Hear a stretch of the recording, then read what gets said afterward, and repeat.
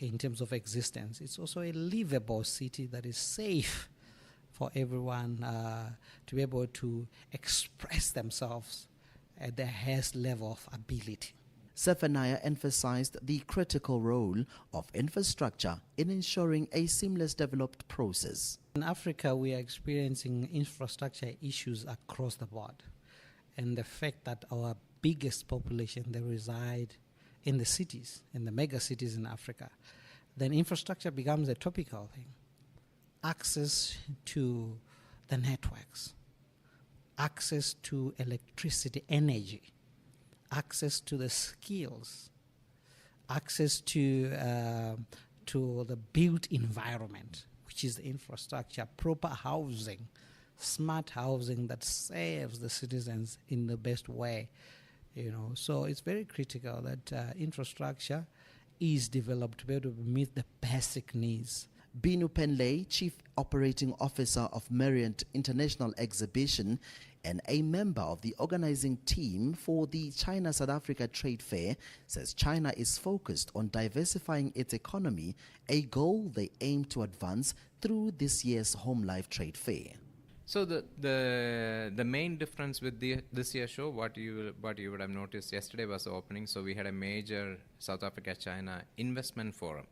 So we had almost like 100 potential investors from China and also about 400 potential investors from South Africa participating. You talked about cars. I don't know whether you know that in the BYD opened their largest manufacturing plant for electric cars in Thailand. That was probably about 2 months before. So they are going to use that hub to distribute into the region, into the South Asian region, right? So I think this is probably a potential opportunity what at least some of these companies are looking at with South Africa as well. For Channel Africa News, I'm Innocent Samosa in Johannesburg.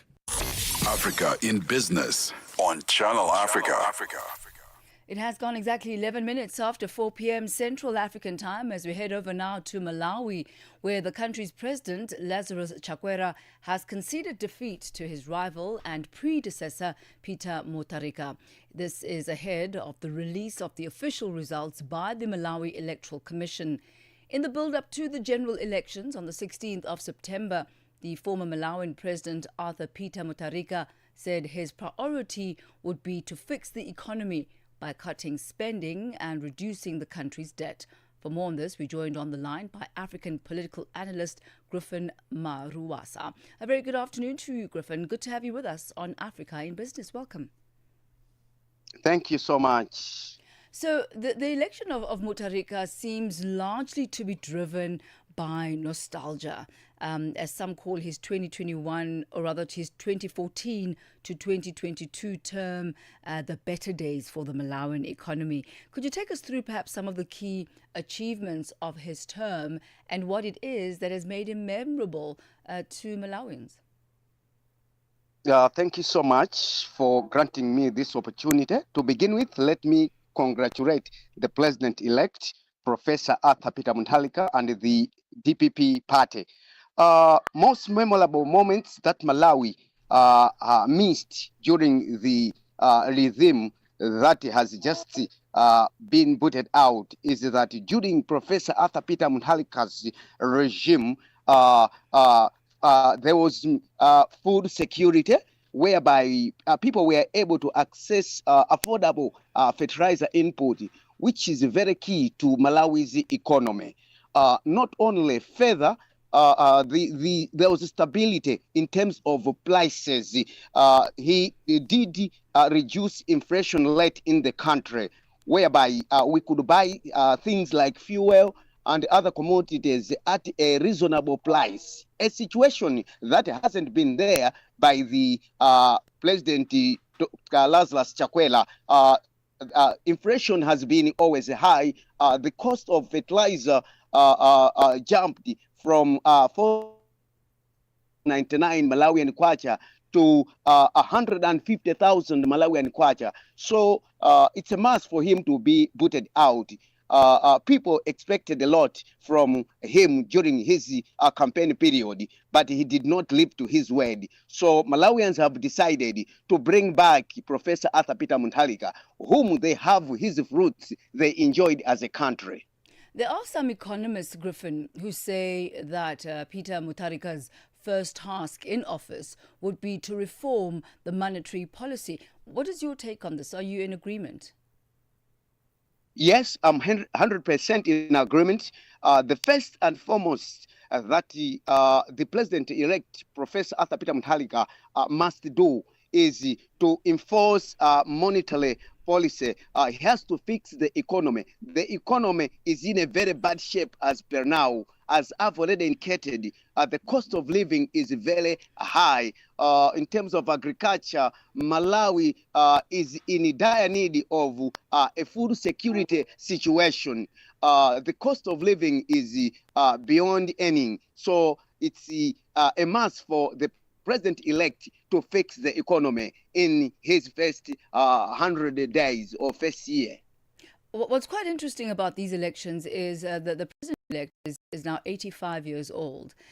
And the constituency of Malawi is a largely young population. Could you talk to us about the dynamics of that? I mean, during his election campaign, one of the things that he was pushing forward was that he was bringing back proven leadership. How did he manage to get the youth vote? He based much on the references that his government did from 2014 to 2019. And at the very same time, the government that has just been voted out has shooted its own foot because it did not live to what it promised to Malawians. When the Malawi Congress Party and the President Lazarus Chakwera attained power in 2020, people had high expectations of improvement. Malawians wanted an improved economy, a thing that hasn't been there. It has been a total mess. So it was very simple for President Arthur Professor Mutharika to be voted by the youthful who are the majority in the country. One other thing that he has spoken about and has shone the spotlight on is the issue of corruption, which he says he wants to address. Has he said how he plans to do this, as well as how he plans to revive the economy? First and foremost, he has said that he will make sure that corruption is fought at the very end, in the sense that he will make sure that all those who have been involved in perpetuating the corruption in the country should be brought to book. Further, he has promised other issues like free secondary education. With the economy of Malawi, many people feel they'll be relieved when we have a free secondary education. So he's a hope for Malawi. He's hope for the hopeless.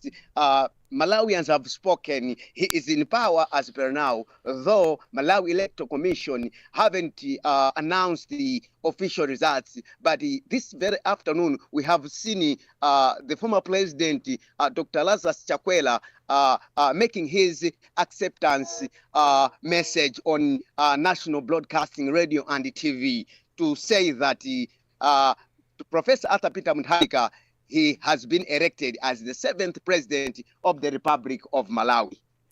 Griffin Maruasa, we thank you so much for giving us the latest coming out of Malawi. As you rightly said, the official results have not yet come out, but already we've seen the current president, Lazarus Chakwera, conceding defeat to his rival and former president, Peter Mutharika. Thank you so much, and you have yourself a splendid one further. I'm sure we'll be talking a whole lot more as you know, the inauguration and all the preparations and even the official results are announced. Thank you so much, Griffin. Thank you. All right, you have a great one. That's Griffin there, Maruasa, bringing us to exactly 19 minutes after 4 p.m. AUSISA, the Association of Water and Sanitation Institution of South Africa, is a platform uniting Africa's water professionals. This November, Africa leads the conversation on water and sanitation. Join global and African leaders at the AUSISA Africa and Global South Dialogue 2025 from the 9th till the 12th of November at the Emperor's Palace, Johannesburg. From policy innovation, this is where action meets collaboration for a water-secure future. Register today at ausisa-watersun-dialogue.org or follow at Ausisa on social media. Ausisa, working together for sustainable water and sanitation security in Africa. The action heats up this Saturday, the 27th of September. Orlando Pirates take on Loyoli in the CAF Champions League Round 2 prelims live from Orlando Stadium. Don't blink, don't miss a moment of kickoff at 3 p.m. only on SABC 1 and SABC Plus. The battle begins now. Africa means business. Tune into Africa in Business with Thami Ngubeni for the future of the African economy. Channel Africa, the African perspective. Off to Nigeria now, where the country's central bank has cut its key lending rate for the first time since the year 2020, lowering it by 50 basis points after a long tightening cycle aimed at curbing runaway inflation. The central bank governor, Olayemi Cardoso, says the rate cut was predicated on projections for declining inflation for the rest of the year, as well as the need to support the economy. Policymakers believe that reforms launched since 2023 are now starting to pay off. For more on this, we joined on the line by Dennis O'Shea, Certified Financial Modelling and Valuation Analyst. Good to have you with us once again, Dennis. Welcome. Thank you, Tammy, for having me. It's always a pleasure to be on your program. It certainly is. Let's take a look first and foremost at the macroeconomic conditions that have made it likely and have likely influenced the Central Bank of Nigeria's decision to cut the rate. I mean, this is the first time in almost 5 years. Yes, I would say if you could remember, there was a change of government, and that brought by itself a change of the head of the central bank, and that would impact a lot on the policies that are being implemented.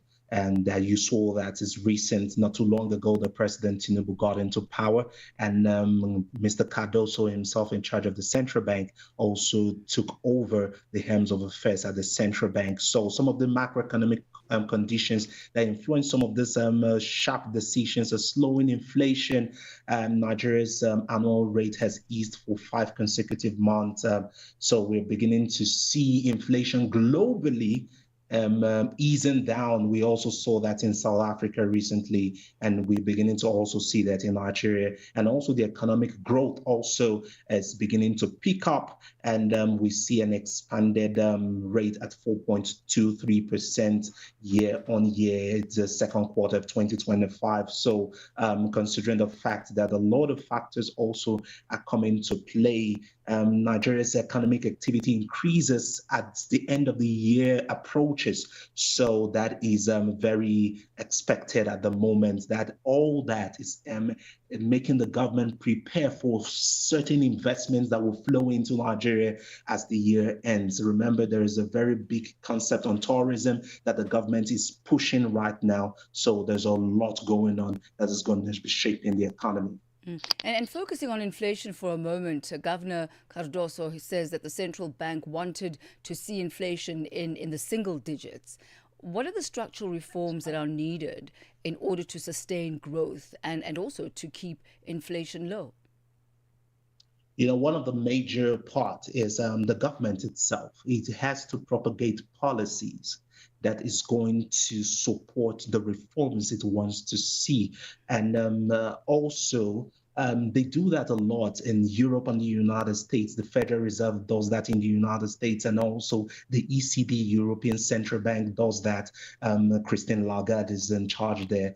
They ensure they put an inflation target. We don't do that a lot in Africa. We're quite loose there. I think that's what they're beginning to start doing, to put an inflation target to it. And also, banks shouldn't just allow the bank base to float by itself. There must be a capital base for banks. There must be a base on which the bank says, oh, this is our target. We want to move from having a capitalization projection of, let's say, 200 billion to 500 billion at the end of the year. Let us not just sit there and let's chase investors. Let's ensure that the economy is dynamic. If we can have several of these factors all working at the same time, we're going to be able to have those structural reforms being ensure that they're intact for the economy to move to the next level. Yeah. There are also, Dennis, some economists who say that they're expecting an aggressive easing cycle that's to come with a further 700 basis points of cuts by the end of next year. What are your thoughts on this? Yes, and like I told you, there is an economic cycle within Nigeria. It stopped during Buhari's tenure, and that is being revived right now. Like I said initially, the economy does better in Nigeria towards the end of the year because that is when business people, that the Nigerians that are scattered all across the world, they send money back. There's a lot of recouping of international foreign exchange. People that want to invest in the economy, that's the period they want to push a lot of investments. So the economy seems to do traditionally well towards the end of the year. So the economic outlook, aggressive easing is expected by a lot of economists because of that. Because now to accommodate a lot of those foreign investments coming in, you have to create an easing system within the economy for that investments to have a cushion. So we're expecting that at the last quarter of this year into the first quarter of next year. That's why a lot of economies are expecting that at the moment. So it looks like a turnaround in a bit of a free flow for the next few months and at least for the rest of the year. But what is it that might force the central bank to reverse course and perhaps hike rates again in the near future?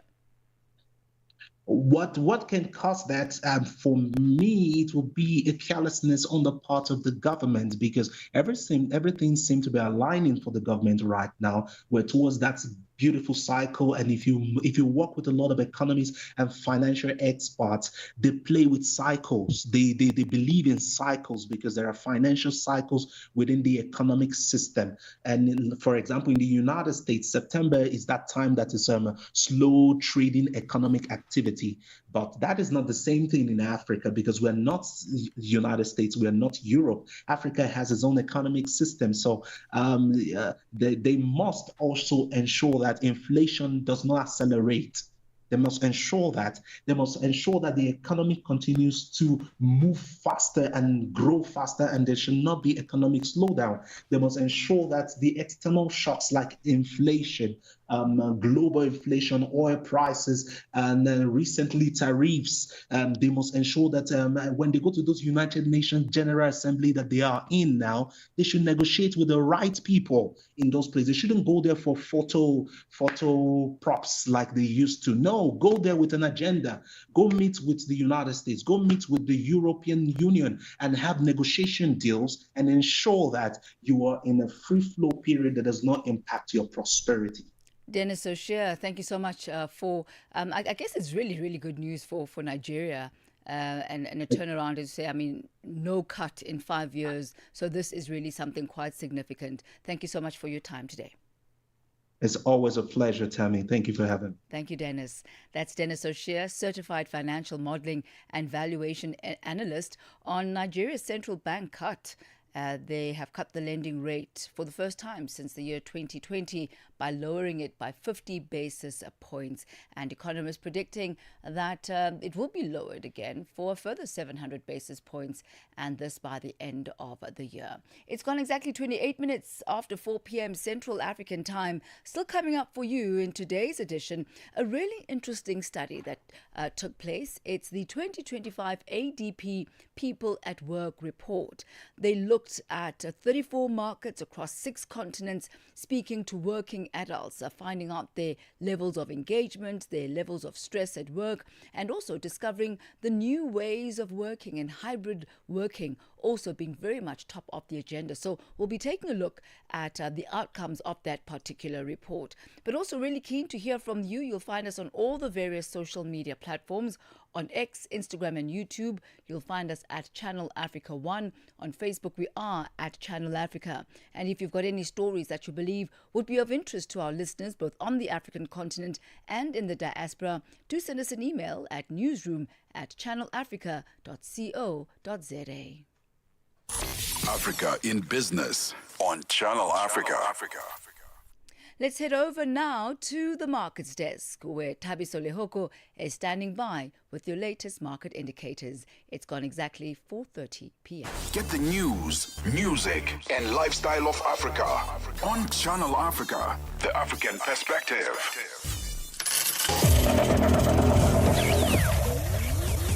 Business news on Channel Africa, the African perspective. Thanks, Sis Thami, and good afternoon.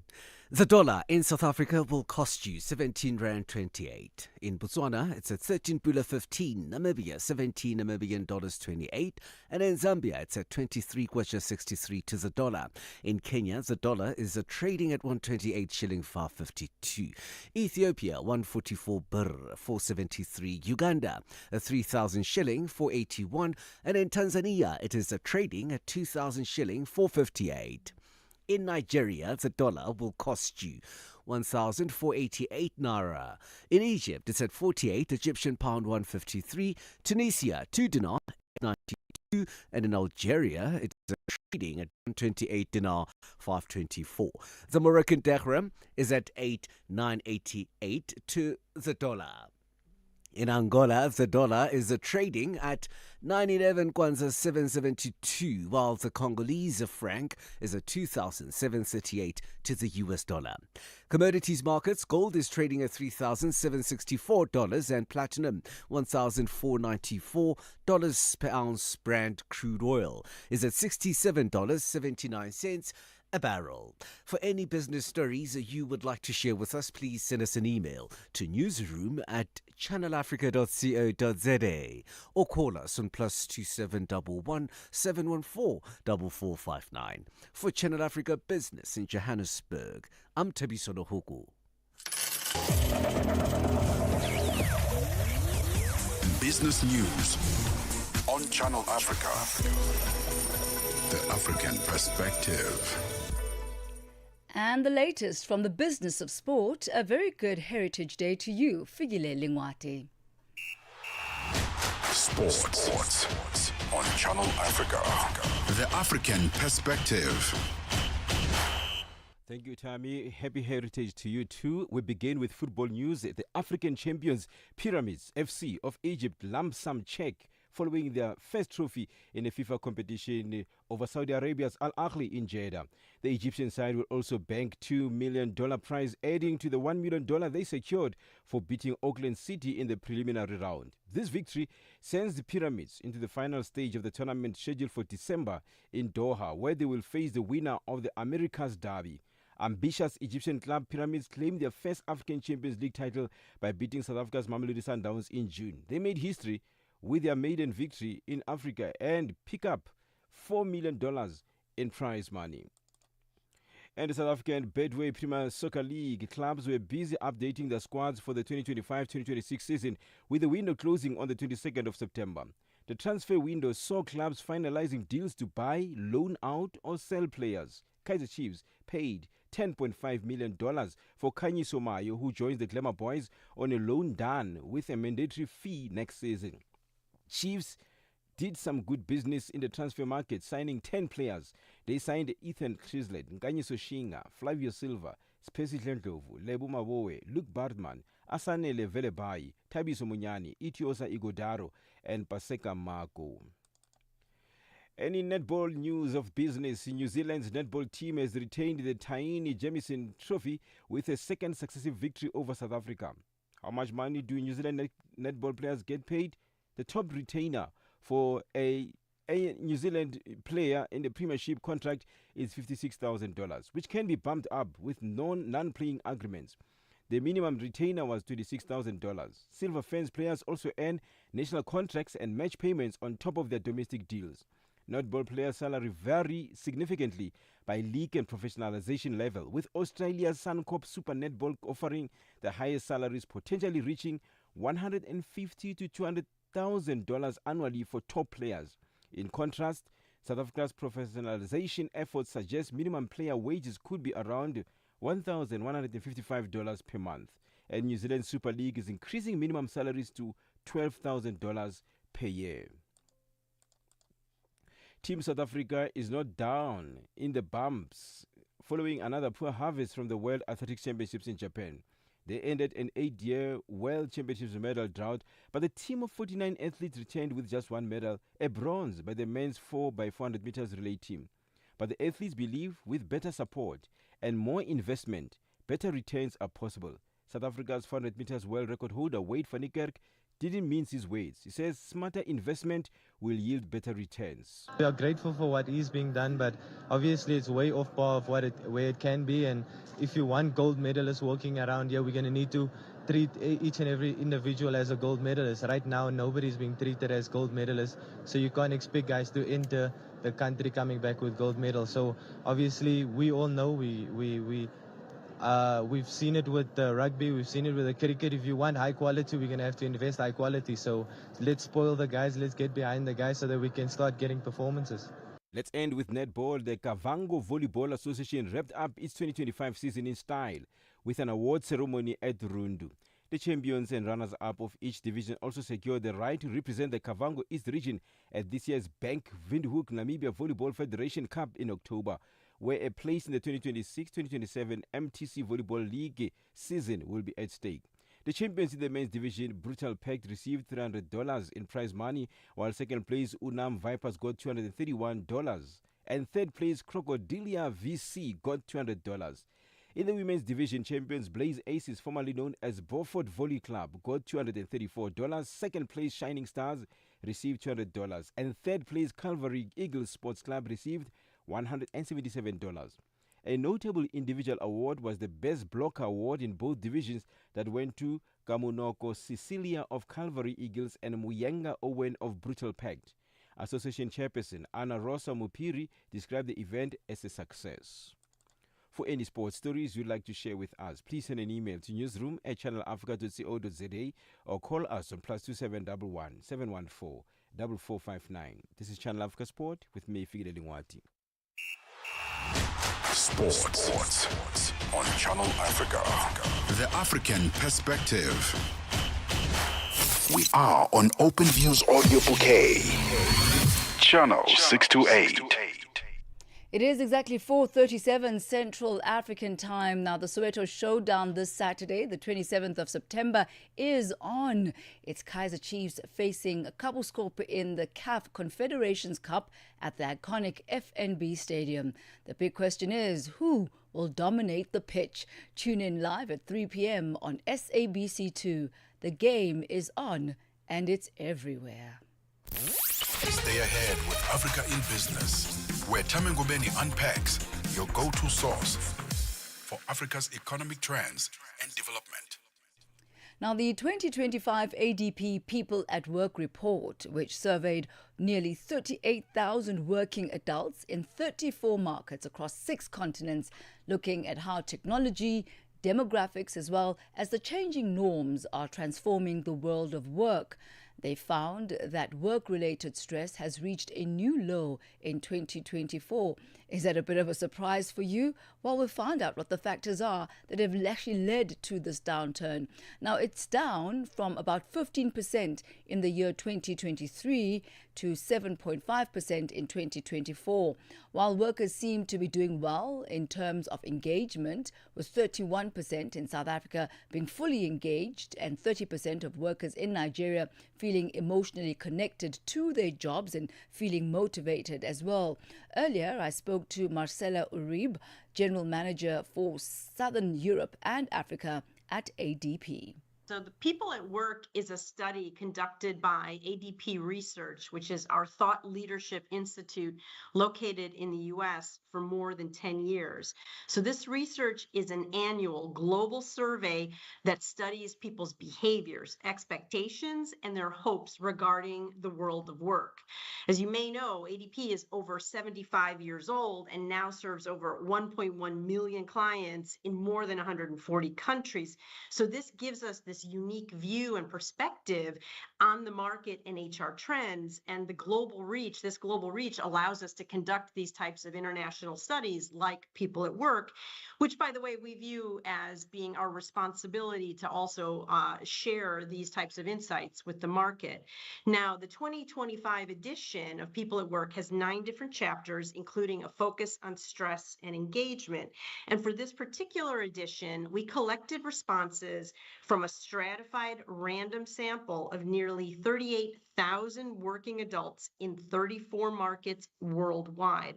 And so that includes over 1,100 people surveyed in each of Nigeria, South Africa, and Egypt for the African continent. That's quite intense. You mentioned a focus on worker stress globally as well. Now, the report shows that worker stress globally has eased, with fewer people reporting daily negative stress. What are the trends for Africa? You mentioned you looked at the likes of South Africa, Nigeria, and Egypt.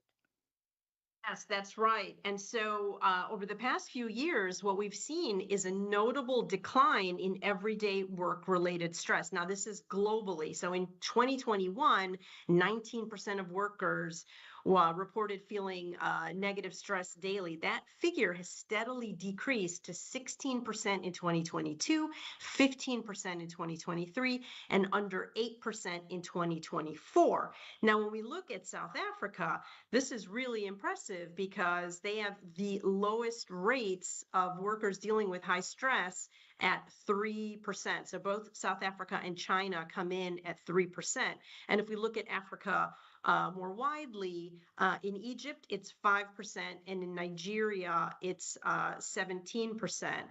So if we drill down even a little bit further, and I thought this was particularly interesting, is that in South Africa, young workers aged 18 to 26 experienced the least daily stress compared to older counterparts, and they come in at only 1% reporting stress. And what impact, Marcella, does workplace stress have on productivity and engagement in the different countries when it comes to the workspace and environment? So, as you would absolutely expect, employees who report negative stress every day or on a regular basis tend to be less productive. So, workers who feel judged are 3.4 times less likely to be thriving on their job. And workers who feel like their manager is sort of monitoring everything that they do are 3.3 times less likely to be thriving. So it has a very direct impact on productivity. If we look at the findings, we see South Africa and Nigeria have both reported 30 to 31% of workers who are fully engaged. What are the common factors between these two countries? So it's great because while stress is going down, engagement is going up. And as you said, so South Africa has the highest engagement levels of the 34 markets that we studied. So 31% of people are reporting being fully engaged at work. And Nigeria comes in at second place with 30%. I should offer also that South Africa, along with France and Singapore, has experienced the most significant increase with a 5-point jump compared to last year. So when we look at what are the common factors that could help to explain some of this, in South Africa and Nigeria, there's been a steady decline in unemployment, in the unemployment rate since 2021. And then there's been a transformation of the workforce in the last few years. So when we look at it, only 12% of people are working entirely remotely in South Africa and only 13% in Nigeria. So what the data tells us is that employees who work entirely remotely they are less engaged. And so since only a very small fraction of workers are 100% remote in Nigeria or South Africa, this could be a possible explanation for that high engagement. And what would you highlight as perhaps some of the barriers that are still preventing more workers in these countries from being fully engaged? It's quite an interesting fact, though, that you mentioned about remote working and the impact that has as far as engagement levels are concerned.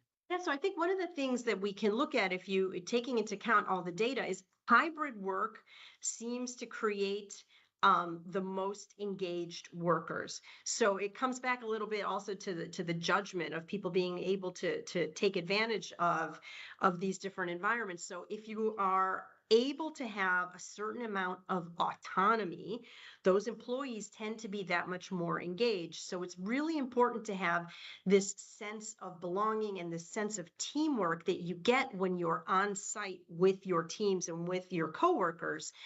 But if you couple that with the hybrid work environment, this allows employees to say, okay, I'll work from home these 2 days of my choice and then be in the office these other 3 days. So I'm engaged with my team, I'm engaged with my employees and my company, and that creates a much more fruitful, much more engaged employee workforce. So I think that's the one thing that employers can elect to do, to say, okay, instead of being 100% remote, let's bring people in a couple days a week. Or if you're 100% on site, maybe give them the freedom to be a couple of days remote. And these are the things that our studies and our data shows that really leads to engaged workers.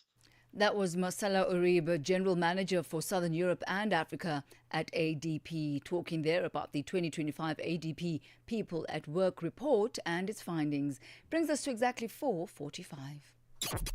Morning with Peter on Rise and Shine, weekdays 6 till 9. Malawians go to the polls next week in a high-stakes general election where citizens will choose a new president and 229 members of parliament. And this comes 5 years after the country's 2019 election was annulled by the Constitutional Court due to widespread irregularities in a landmark decision that overturned the victory of the then-president Peter Mutharika. I'm not saying we're a perfect government.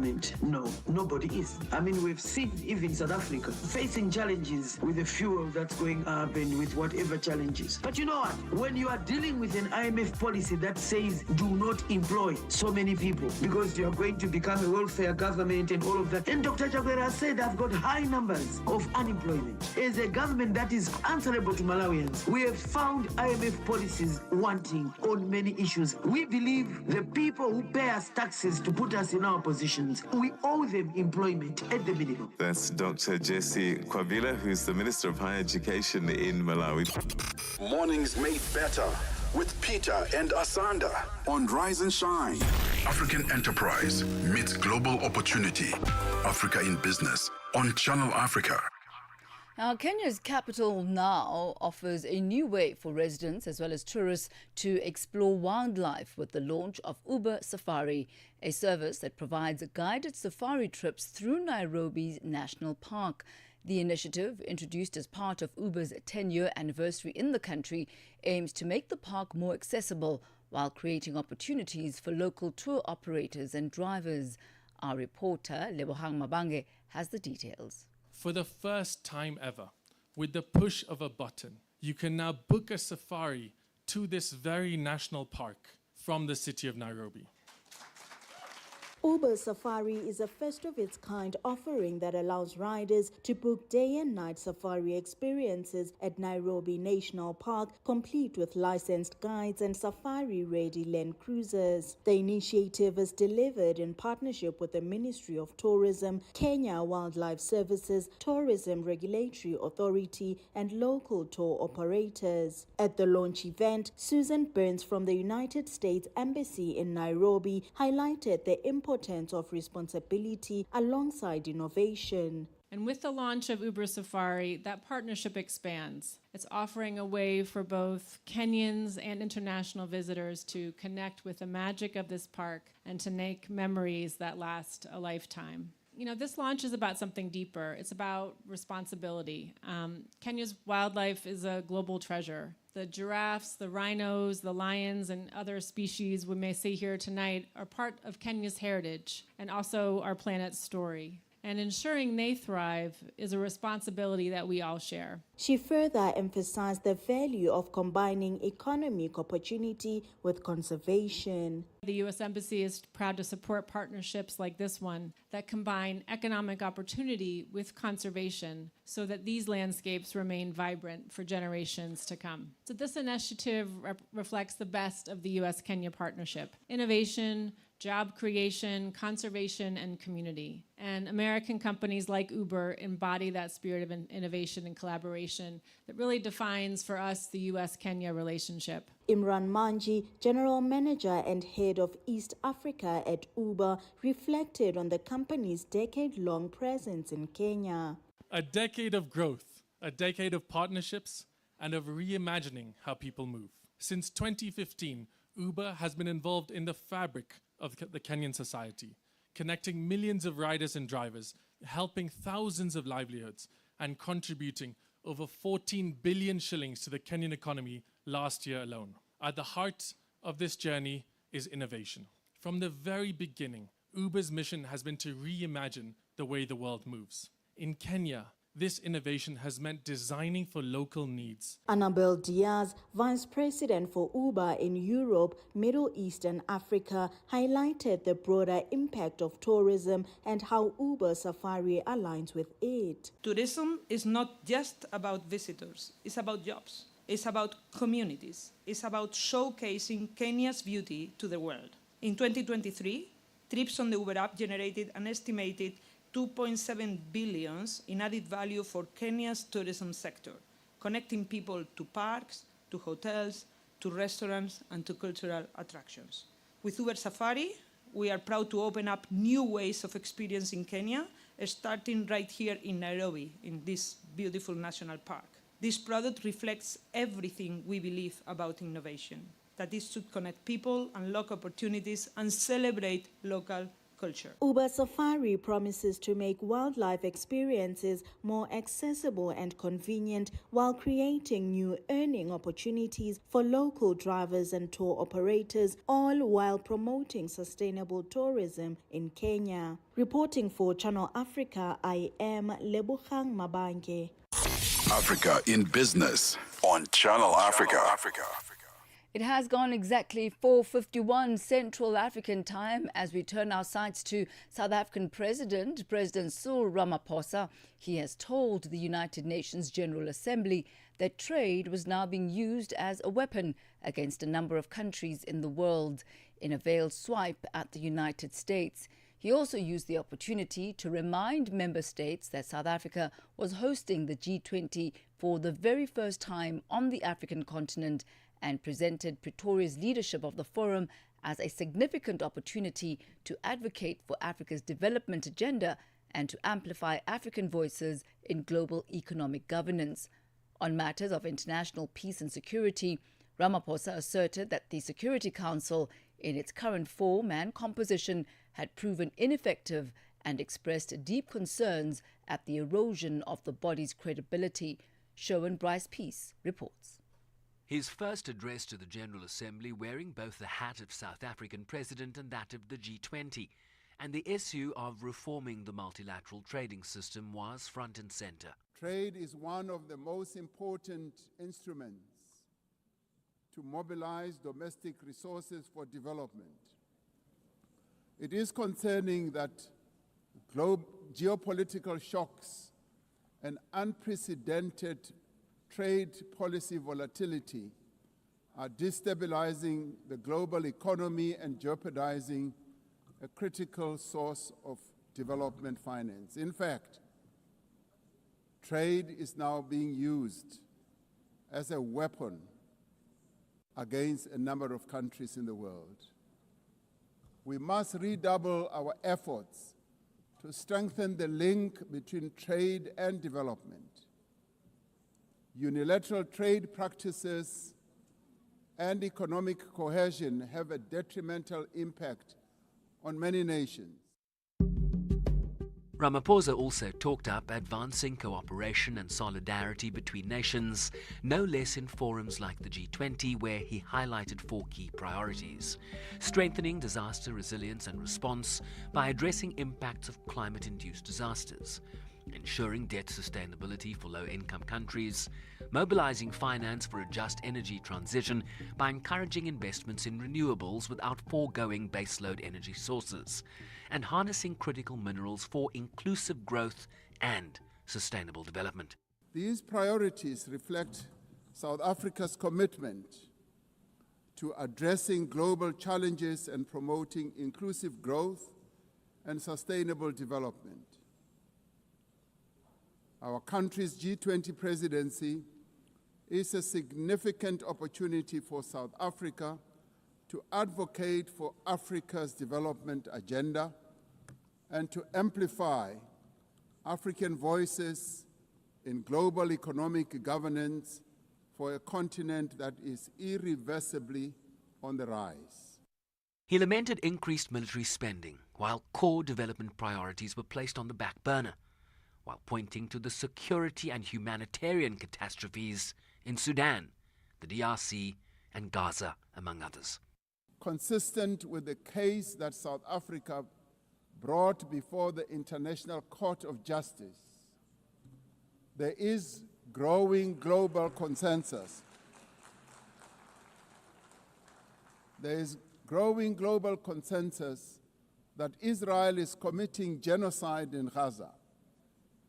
Just last week, the United Nations Independent International Commission of Inquiry found that Israel is responsible for the commission of genocide in Gaza. As Palestinians continue to face genocide and famine, we have a duty to act.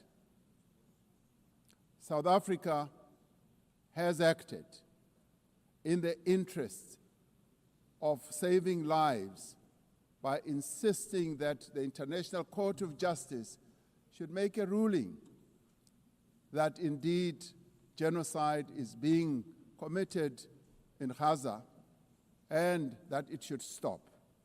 And we stand here to say it must stop.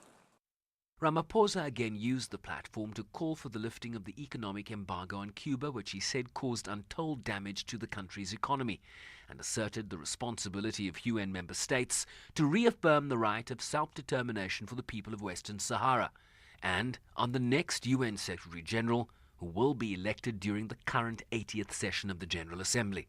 South Africa reaffirms its unwavering commitment to the empowerment of women and their full, equal, and meaningful participation in all spheres of life.